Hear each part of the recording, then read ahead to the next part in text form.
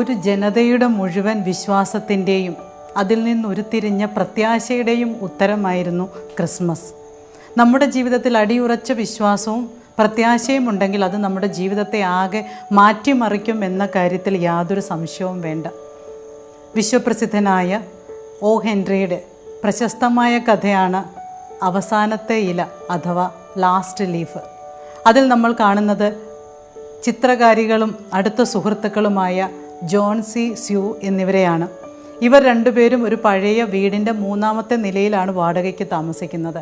അതിൻ്റെ താഴത്തെ നിലയിൽ ചിത്രകാരനായ ബെർമൻ, ഏതാണ്ട് 60 വയസ്സോളം കഴിഞ്ഞ ബെർമൻ താമസിക്കുന്നുണ്ട്. താൻ ഇത്ര നാളും വിചാരിച്ചിട്ടും ലോകം മുഴുവൻ തന്നെ എന്നേക്കും ഓർത്ത് വയ്ക്കുന്ന ഒരു മാസ്റ്റർ പീസ് വരയ്ക്കാൻ തനിക്ക് സാധിച്ചിട്ടില്ലല്ലോ എന്നൊരു സങ്കടം ഈ ബെർമൻ്റെ ഉള്ളിലുണ്ട്. ആ പ്രദേശമാകെ ഒരിക്കൽ ന്യൂമോണിയ പടർന്നു. നമ്മുടെ ജോൺസിയും ന്യൂമോണിയ ബാധിച്ച് കിടപ്പിലായി. ജോൺസിക്ക് ജീവിതത്തെക്കുറിച്ച് ആകെ നിരാശയായി. താൻ ഇനി രക്ഷപ്പെടുമെന്ന് തോന്നുന്നില്ല എന്ന മട്ടിലായി കാര്യങ്ങൾ. ജോൺസി കിടക്കയുടെ അരികിലുള്ള ജനാല തുറന്നിടുമ്പോൾ പുറത്തെ ഭിത്തിയിൽ പടർന്നു കയറുന്ന ഒരു വള്ളിച്ചെടി ശ്രദ്ധിക്കുമായിരുന്നു. കടുത്ത മഞ്ഞിലും മഴയിലും അതിൻ്റെ ഇലകൾ ഓരോന്നായി പൊഴിഞ്ഞുകൊണ്ടിരിക്കുന്നതും ജോൺസി ശ്രദ്ധിച്ചു. ഒരു ദിവസം ജോൺസി സ്യൂവിനോട് പറഞ്ഞു, ആ വള്ളിച്ചെടിയിലെ അവസാനത്തെ ഇലയും പൊഴിയുമ്പോൾ ഞാൻ മരിക്കും. അതിനപ്പുറം എനിക്ക് ആയുസ്സില്ല. ഇത് കേട്ടപ്പോൾ സ്യൂവിന് വല്ലാത്ത മനോവേദനയുണ്ടായി. സ്യൂ ആകട്ടെ ഓടി ബെർമൻ്റെ അടുത്തെത്തി.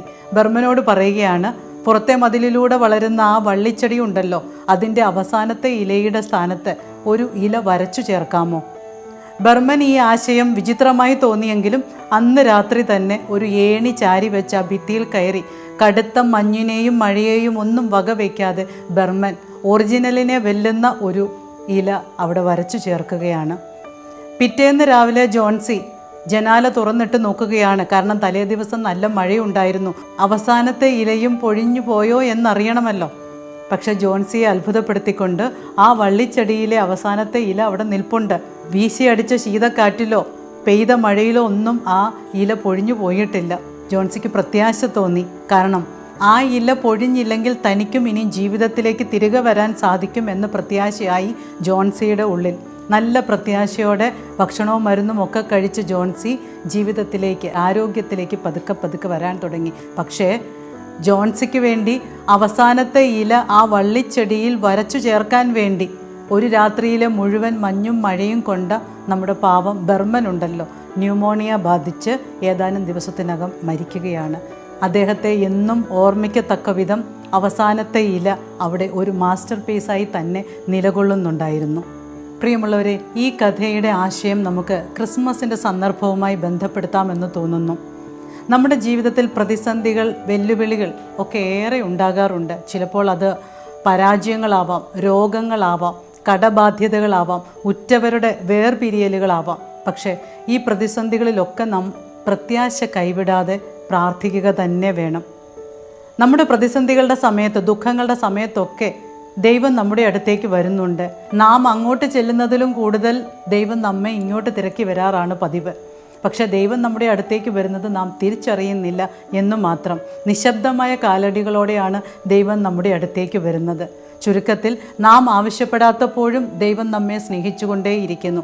അതുകൊണ്ടാണല്ലോ നമ്മെ പാപത്തിൽ നിന്ന് രക്ഷപ്പെടുത്താൻ വേണ്ടി ദൈവം സ്വന്തം പുത്രനെ പോലും ലോകത്തിലേക്ക് അയച്ചു തന്നത്. പലപ്പോഴും നമ്മുടെ രോഗാവസ്ഥകളിൽ മരുന്നുകളേക്കാൾ ഏറെ ജീവിതത്തിലേക്ക് തിരികെ വരണമെന്നുള്ള പ്രത്യാശയും ദൈവത്തിലുള്ള അചഞ്ചലമായ വിശ്വാസവുമാണ് നമുക്ക് കരുത്തേകാറുള്ളത്. ജീവിതകാലം മുഴുവൻ ഒരു മാസ്റ്റർ പീസ് വരയ്ക്കണമെന്ന് ആഗ്രഹിച്ചിട്ട് അത് സാധിക്കാതെ പോയ ബെർമനെ കണ്ടില്ലേ ഈ കഥയിൽ? അവസാനം ഉദ്ദേശ്യശുദ്ധിയോടുകൂടി, സമർപ്പണ മനോഭാവത്തോടുകൂടി അവസാനത്തെ ഇല വരച്ചു ചേർക്കുമ്പോൾ അത് അദ്ദേഹത്തെ എന്നും ഓർമ്മിക്കുന്ന ഒരു മാസ്റ്റർ പീസായി മാറുകയാണ്.